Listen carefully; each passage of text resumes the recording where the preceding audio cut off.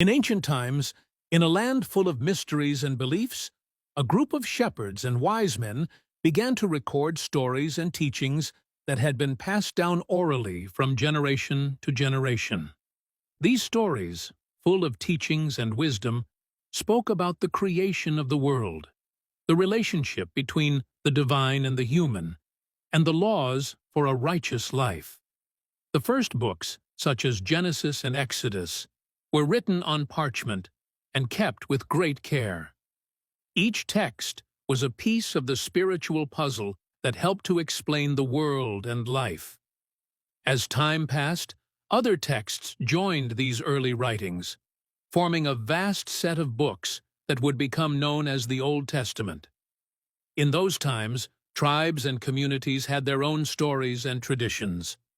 As the centuries passed, wise men and leaders began to decide which of these texts would be recognized as true and sacred. This process took many years and involved careful debate and decision-making.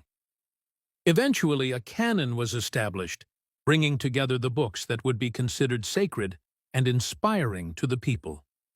Meanwhile, in a new era and region, a charismatic figure emerged whose teachings and miracles captured the attention of many.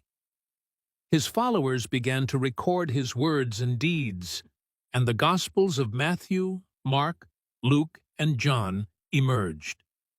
These stories were full of hope and promise, and their writings were eagerly copied and shared. Along with the Gospels, letters from Christian leaders such as Paul were written to guide their communities. These letters were messages of encouragement, instruction, and correction.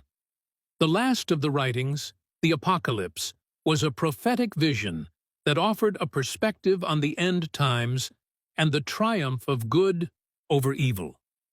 As Christianity spread throughout the Roman Empire, leaders and scholars began to gather and recognize the texts that would form the New Testament. This process took centuries and was formalized in important councils, where it was decided which books would be included in the Christian canon. With Gutenberg's invention of the printing press in the 15th century, the Bible was mass-printed for the first time, allowing its stories and teachings to reach a much larger audience. The Bible spread throughout the world, translated into many languages and becoming a source of faith, hope, and guidance for millions of people. Thus, what began as a collection of stories and teachings, carefully preserved and debated over the centuries, became one of the most influential and widely read books in history, shaping cultures and lives around the world.